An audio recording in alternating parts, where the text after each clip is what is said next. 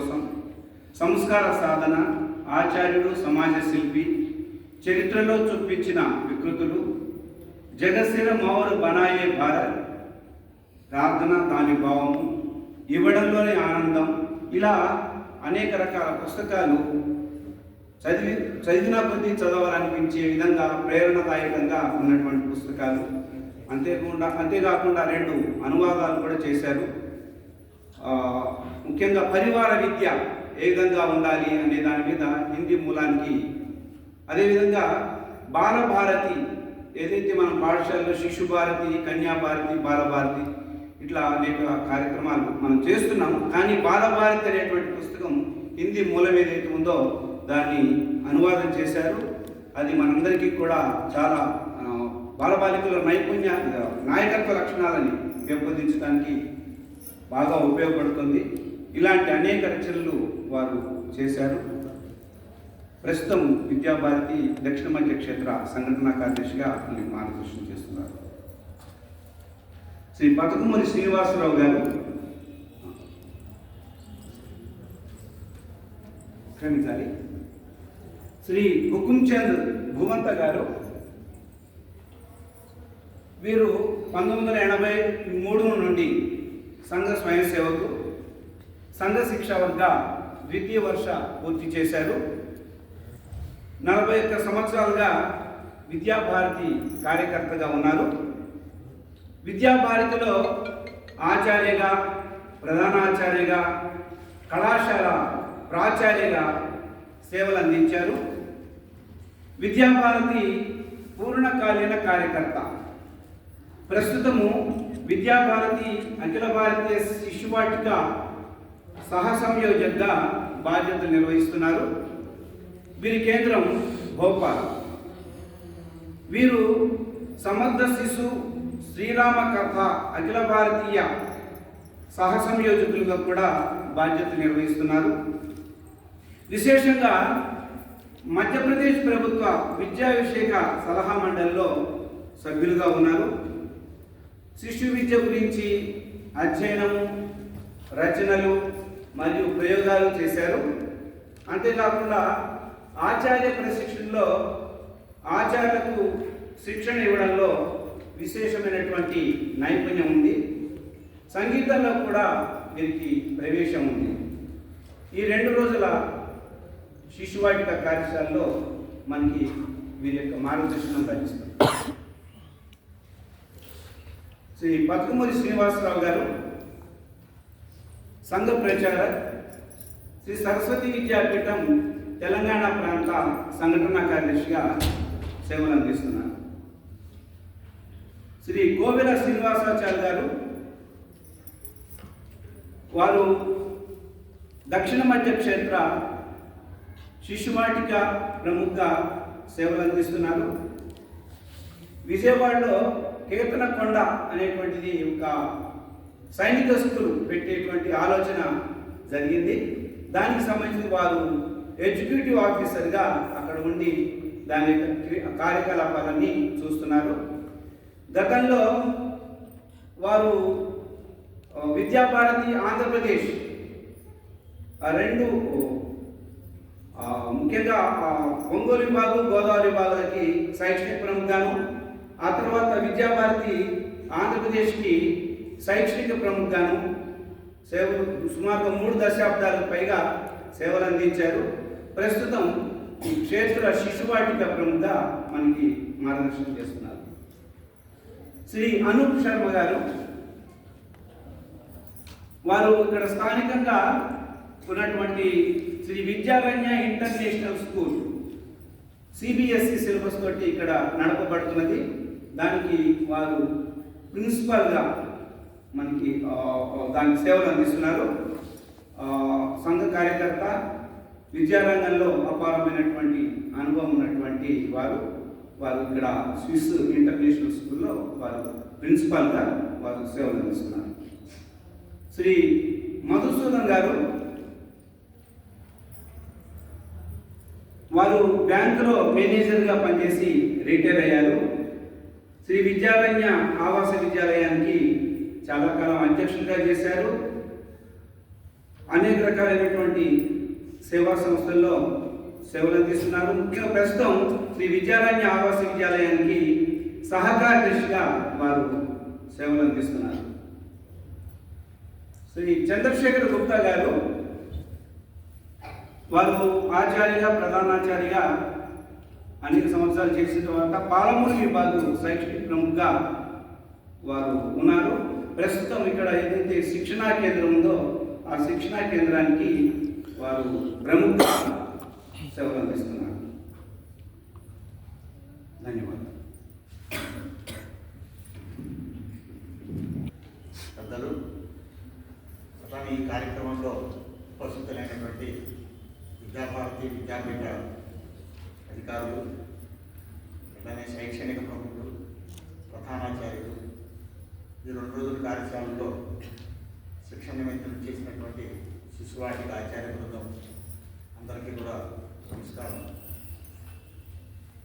నా ప్రస్తావనకు ముందు 2 ప్రాంత ప్రముఖుల్ని పరిచయం చేస్తాను. శ్రీమతి కొత్తపల్లి ఉమజాలు చెప్తున్నారు. వారు శ్రీ సరస్వతి విద్యాపీఠం తెలంగాణ ప్రాంత శిశువాటిక ప్రముఖులు, విశేష అధ్యయనశీలి. అనేక విషయాల్లో ఇటు విద్యాభారతి అటు ఏదైతే చైల్డ్ సైకాలజీకి సంబంధించినటువంటి విషయాలు అధ్యయనం చేసి అనేక యాక్టివిటీస్ని తయారు చేశారు. సుమారు 3,000 పైగా యాక్టివిటీస్ని వాళ్ళు రాశారు. ఒక పెద్ద గ్రంథస్థం చేయడం కూడా జరిగింది.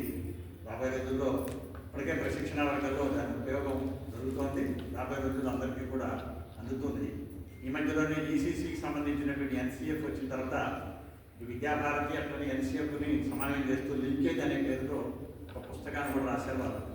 ఆ పద్ధతిలో అటు అధ్యయనము అటని విద్యాభారతి యొక్క విషయాలు ముందుకు తీసుకెళ్లేటటువంటి విషయంలో ప్రయత్నం చేస్తున్నారు. గత 3 సంవత్సరాలుగా ఆచార్య ప్రశిక్షణ వర్గంలో కూడా పూర్తి సమయం వంటి శిక్షణ ఇస్తున్నారు. వివిధ ప్రాంతాల్లో జరిగేటటువంటి ప్రశిక్షణ వర్గంలో కూడా వారు వెళ్ళి అక్కడ విశేషమైనటువంటి విషయాలు గ్రహించి మన ప్రాంతాల్లో అవన్నీ కూడా అమలు చేయడానికి విశేష ప్రయత్నం చేస్తున్నారు. అట్లానే శ్రీమతి శైలజ గారు, శైలజ గారు శ్రీ సరస్వతి విజ్ఞాన విహార విజయవాడ సత్యనారాయణపురంలో ఒక పెద్ద హై స్కూల్ ఉంది. అక్కడ శిశువాటిగా ఆచార్యగా ఫౌండేషనల్ లెవెల్కి ఇన్ఛార్జిగా ఉన్నారు. అక్కడ గత సంవత్సరం నుంచి మన విద్యాభారతి ఆంధ్రప్రదేశ్కి ప్రాంత శిశువాటిక ప్రముఖ వారి బాధ్యతలు నిర్వహిస్తున్నారు. గత సంవత్సరం కూడా కొన్ని కేంద్రాలు అనుకొని వెళ్ళి పర్యటన చేశారు.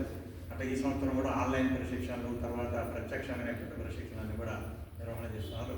శైలజ గారు కూడా సుమారుగా 13 సంవత్సరాలుగా ఈ స్థాయిలో వారు పనిచేస్తున్నారు. మనందరికీ సూచన పత్రం ద్వారా విషయం తెలిసింది. ఈ 2 రోజుల పాటు ఎందుకు మనం ఈ శారదాలను ఇచ్చేసామనేటటువంటి స్థూలంగా మీ అందరికీ అర్థమైంది. ఇక్కడ కూర్చున్నటువంటి సుమారుగా అందరూ కూడా ఏదైతే విద్యాభారతి శిశువాటిక విభాగానికి ఒక ప్రేరణ కేంద్రంగా నిర్మాణం అయినటువంటి గుజరాత్లో ఉన్నటువంటి గాంధీధామ్లో మనందరం కూడా 10 రోజుల పాటు ప్రశిక్షణ 2 చరణాలుగా చేశాం. మొదటి బ్యాచ్ 2022 ఏప్రిల్లో వెళ్ళినట్లయితే 2024లో ఏప్రిల్లోనే 2వ బ్యాచ్ వెళ్ళి ఆ రకంగా మనం సుమారుగా 71 మంది ఈ ప్రశిక్షణ పూర్తి చేయడం జరిగింది. కొంతమంది వాళ్ళ వ్యక్తిగతమైన కుటుంబమైనటువంటి పరిస్థితుల కారణంగా ప్రస్తుతం మన సంస్థలో లేదు. కొంతమంది అనారోగ్యం కారణంగా ఈరోజు ఉపస్థితి కాలేదు. మొత్తం మీద 2 రోజుల యొక్క ఉద్దేశం ఏంటంటే విద్యాభారతి ఏదైతే అపేక్షించినటువంటి పద్ధతుల్లో శిశువాటికని దీన్ని అవగాహన చేసుకొని అధ్యయనం చేస్తున్నాం. మనం ఇక్కడ వర్తమాన స్థితిలో ఉన్నటువంటి 2 తెలుగు ప్రాంతాల పరిస్థితి కారణంగా కొంత మనం పాఠ్య పుస్తకాన్ని కూడా జోడించి ఆ ఫౌండేషనల్ లెవెల్ తరగతుల్ని బోధిస్తున్నాం. ఈ రెండింటినీ సమన్వయం చేసుకుంటూ విద్యాభారతి అపేక్షని పూర్తి చేసేటటువంటి పద్ధతిలో ముందు ఒక నమూనాగా మన పాఠశాలను వికసించాలి. మన అంటే ఎవరైతే అఖిల భారత ప్రశిక్షణకు వెళ్ళొచ్చారో వాళ్ళ పాఠశాల వికసించినట్లయితే ఆ ప్రకారంగా ఆ జిల్లాలో ఉన్నటువంటి విద్యాభారతేతర పాఠశాల కూడా గమనించి ఇవన్నీ చేయడానికి అవకాశం ఉంటుంది. కాబట్టి ముందు ఈ పాఠశాల లీడ్ తీసుకోవాలి అనేటటువంటి దృష్టితో మనం ఈ 2 రోజుల కార్యశాలను నిర్వహించుకుంటున్నాం. ఈ రోజున జరిగేటటువంటి కార్యక్రమంలో ఉద్ఘాటన కార్యక్రమం పూర్తయిన వెంటనే 11:15 0 to 3కి సంబంధించినటువంటి ఆ వయసు తల్లులకి ప్రశిక్షణ అనేటటువంటి మనం నిర్వహించబోతున్నాం. అది మన పాఠశాలలో రాబోయేటటువంటి శిశువులు ఎవరైతే ఉన్నారో వాళ్ళు ముందుగానే ఇంట్లో కొన్ని సంస్కారాలని కొన్ని వికాసాలని పొంది వచ్చినట్లయితే విద్యాభారతి సూచించినటువంటి సమగ్ర వికాస పాఠ్య ప్రణాళికని సులభంగా అర్థం చేయడానికి అవకాశం ఉంటుంది. అట్లానే వాళ్ళు ఉన్నటువంటి అపోహలు అవగాహన రాహిత్యం కారణంగా తల్లులు ఏదైతే వాళ్ళ వికాసం గురించినటువంటి దాంట్లో కొన్ని విషయాల్లో అవగాహనలోనూ కొన్ని విషయాల్లో శ్రద్ధ లేకపోయిన కారణంగా సంస్కార వికాసాల విషయంలో అనుకున్న పద్ధతిలో ఆ వయసు పిల్లలు నిర్మాణం కాలేకపోతున్నారనేటటువంటి దృష్టితో విద్యాభారతి నవదంపతులకి గర్భవతులకి జనం నుండి 1 సంవత్సరం 1 సంవత్సరం నుంచి 3 సంవత్సరాల శిశువులకు సంబంధించినటువంటి తల్లులు ఎవరైతే ఉన్నారో వాళ్ళ యొక్క సమగ్ర వికాసం కోసం కూడా పాఠ్య ప్రణాళిక తయారు చేసింది. కాబట్టి ఒకటి ప్రత్యక్షంగా మనం దాన్ని ఈ రోజున చూడబోతున్నాం. అట్లా కొంతమంది తల్లుల విషయంలో శారదామ ఆవాసానికి సంబంధించినటువంటి ఆచార్యులు ఇక్కడ ప్రధానాచార్యులు ఆ ప్రయత్నం చేశారు. అట్లా ప్రశిక్షణ ఉంటుంది. మధ్యాహ్నం భోజనం తర్వాత 2:15 నుంచి 3:45 వరకు సుమారు గంటన్నర సేపు 3 నుంచి 6 సంవత్సరాల శిశువులు ఎవరైతే ఉన్నారో అంటే అరుణ, ఉదయ, ప్రభాత్ ఈ తరగతులకు సంబంధించినటువంటి కొంతమంది పోషకులు ఈరోజు మధ్యాహ్నం వస్తారు. వాళ్ళ యొక్క ప్రశిక్షణ ఎట్లా అనేటటువంటిది కూడా ప్రత్యక్షంగా చూస్తాం. ఆ తర్వాత 3:50 నుంచి 4:30 వరకు మనము ఈ 2 రకాలుగా చూసినటువంటి ప్రశిక్షణ మీద సమీక్ష నిర్వహించుకుంటాము. సమీక్షలో మన అనుభవాలు, మనం గమనించినటువంటి విషయాలు, అసలు జరగాల్సినటువంటి పద్ధతులకి ఏం జోడించుకోవాలి అనేటటువంటి ఆలోచన చేస్తాం. ఆ తర్వాత మనం అనేక సంవత్సరాలుగా వింటున్నాం నమూనాలు శిశువాటిక, ప్రయత్నశీల శిశువాటిక, ప్రభావి శిశువాటిక ఇట్లా వింటున్నాం. అసలు దీని యొక్క పారామీటర్స్ ప్రమాణ బిందువులు ఏంటి అనేటటువంటి విషయాన్ని కూడా ఒక గంట కాలాంశంలో చర్చిస్తాము. ఆ రకంగా రాసుకుంటాము. వర్తమానంలో మనం ఏ శిశువాటిక శ్రేణిలో ఉన్నాము మన పాఠశాల, రాబోయే రోజుల్లో దాన్ని నమూనా దాకా తీసుకెళ్ళాలన్నట్లయితే మనం ఏ రకమైనటువంటి ప్రణాళిక వేసుకోవాలి అనేటటువంటి విషయాన్ని ఆ కాలాంశంలో చర్చిస్తాము. ఆ తర్వాత 7 గంటల నుంచి 8:30 వరకు ఉండేటటువంటి కాలాంశంలో ఇక్కడ సంధ్యాప్రార్థన ఉంటుంది. చిన్నారి శిశువులు ఎవరైతే ఇంటర్నేషనల్ స్కూల్లో శారదాధామంలో చదువుతున్నటువంటి శిశువుల చేత ఇప్పుడు ఏదైతే దేశవ్యాప్తంగా పంచకర్తవ్య బోధ అనేటటువంటి విషయాలు తీసుకొని కుటుంబ ప్రబోధన, పర్యావరణము, సమరసత, సుబోధ ఇట్లాంటి విషయాల మీద ఆ కాన్సెప్ట్తో శిశువుల చేత ఎట్లాంటి స్కిల్స్ని మనం ప్రదర్శింపజేయవచ్చు అనేటటువంటిది ఇక్కడ 2 పాఠశాల వాళ్ళు తయారు చేశారు. అట్లా సంధ్యాప్రార్థన సమయంలో ఆ రకంగా శిశువుల యొక్క ప్రదర్శన కూడా గమనిస్తాము. అట్లనే మాతృహస్తేన భోజన కార్యక్రమం కూడా ఈరోజు ఏర్పాటు చేయడం జరిగింది. మాతృహస్తేన భోజన విశేషత ఏంటి, అట్లానే మన పాఠశాలలో ఇది ఎందుకు నిర్వహించాలి ఇట్లాంటివన్నీ కూడా అవగాహన వస్తాయి. అనేక మంది మాతలు చక్కగా మనందరికీ కూడా ఆప్యాయంగా వండి వడ్డించడానికి వండి తీసుకొస్తున్నారు. అట్లా మాతృహస్తేన భోజన కార్యక్రమం ఉంటుంది. ఆ తర్వాత రాత్రికి ప్రాంతశః కూర్చుంటాం భోజనం తర్వాత 9 గంటల నుంచి 9:50 వరకు. ఆ కాలాంశంలో 2 ప్రాంతాల్లో ఏదైతే కొన్ని బిందువులు గతంలో ఇవ్వడం జరిగిందో ఈ బిందువుల ఆధారంగా ఒక స్పష్టమైనటువంటి అవగాహన కోసం కూర్చుంటాము. ఈ రోజు కార్యక్రమాలు ఇట్లా పూర్తవుతాయి. రేపటి రోజున వందన కంటే ముందు మనం అగ్నిహోత్రాన్ని నిర్వహిస్తాం. ప్రతి సంస్కారానికి అగ్నిహోత్రం అనేటటువంటి తప్పనిసరి. ఆ పద్ధతిలో కొంతమంది కొత్తవాడు ఇంట్లో జోడింపబడ్డారు. కొంతమంది అగ్నిహోత్రం చూసినప్పటికీ కూడా చేసే విషయంలో కొన్ని సందేహాలు ఉన్నాయి. కేవలం అగ్నిహోత్రాన్ని చూడటమే పాల్గొనడమే కాకుండా సందేహ నివృత్తి కూడా అక్కడ చేయడం జరుగుతుంది.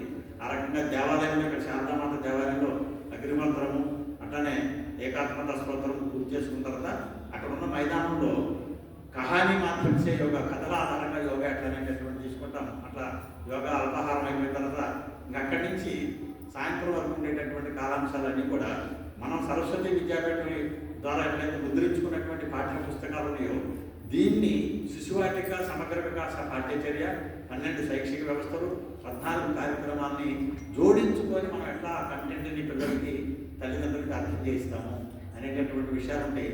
సమారోహంలో గ్రూప్ లీడర్స్ ఎవరైతే ఉన్నారో వాళ్ళు చర్చించినటువంటి విషయాలు వేదికిస్తారు. ఆ తర్వాత పెద్దల యొక్క ముగింపు భాషణ ఉంటుంది. రేపు సాయంత్రం వరకు ఈ రకమైనటువంటి కార్యక్రమం ఉంది. ఎల్లుండి 1వ తేదీ నాడు శిశువాటిక క్షేత్ర పరిషత్ బయటకు ఉంటుంది. కర్ణాటక ప్రాంతం నుంచి కూడా 8 మంది వస్తున్నారు. అట్లనే తెలంగాణ, ఆంధ్రప్రదేశ్ నుంచి కూడా 6, 12 మంది ఉంటారు. ఇట్లా 20 మంది దాంట్లో ఆయుర్వేదాచార్యులు, రిసోర్స్ పర్సన్స్, ఎస్సీఆర్టీతో లింకప్ ఉన్నటువంటి పెద్దలు కూడా వస్తున్నారు. వాళ్ళతో ఉదయం నుంచి సాయంత్రం వరకు కూడా అనేక విషయాల మీద చర్చ ఉంటుంది. ఈ మధ్య విద్యాభారత అఖిల భారత స్థాయిలో చింతన బిందువులు అని చెప్పి అన్ని స్థాయిలకు ముందు పెట్టడం జరిగింది. చింతన బిందువుల ఆధారంగా ఆ పరిషత్ ఆలోచన చేస్తుంది. వివిధ రకాల ప్రశిక్షణ ప్రాంతాలు ఎట్లా జరగాలి, దాన్ని రిసోర్స్ పర్సన్ ఎట్లా జోడించుకోవాలి అనేటటువంటి విషయాలను కూడా 1వ తేదీ సాయంత్రం 5 గంటల వరకు ఉండేటటువంటి కార్యక్రమంలో ఇవి జరుగుతాయి. ఆ తర్వాత పరిషత్తు ఈ 3 రోజులు జరిగినటువంటి కార్యక్రమాన్ని అనువర్తిగా ఆయా ప్రాంతాల ముందుకు తీసుకెళ్ళడానికి అవకాశం ఉంటుంది. ఆ పద్ధతిలో 3 రోజులు విభజన చేయడం జరిగింది. మన అదృష్టము క్షేత్ర పెద్దలందరూ కూడా తమ తమ పర్యటనలు సర్దుబాటు చేసుకొని వీలున్నంత వరకు 3 రోజులు పూర్తిగా ఎక్కువ సమయం ఉండేటట్టుగా అవకాశం ఇచ్చారు. ఆ రకంగా క్షేత్ర పెద్దల సమక్షంలో మనం ఈ 3 రోజుల కార్యక్రమాన్ని పూర్తి చేసుకుంటాము. ప్రశాంత చిత్తంతో 2 రోజులు ఏదైతే మీరు పాల్గొవాలి, 3 రోజున మిగిలినటువంటి పరిషత్తు సభ్యులు పాల్గొంటారు. ఈ రకంగా ఏ సందేహం ఉన్నప్పటికీ కూడా 2 రోజులు పూర్తి చేయాలి. ఎందుకంటే మీరు పంపించినటువంటి నివేదికలో అనేక సందేహాలు మీ మనసులో ఉన్నట్టుగా నివేదిక చేస్తే అర్థమవుతుంది. కొన్ని చోట్ల కార్యక్రమాలకి కార్యకలాపాలకి తేడా లేకుండా రాశారు. కాబట్టి ఇట్లాంటివన్నీ కూడా స్పష్టం చేసుకొని మనం వెళ్ళినట్లయితే మన కార్యక్షేత్రంలో అనుకున్న పద్ధతిలో శిశువాటిక రంగంలో పనిచేయడానికి అవకాశం ఉంటుంది. అట్లా మనందరం కూడా ప్రయత్నం చేద్దాం.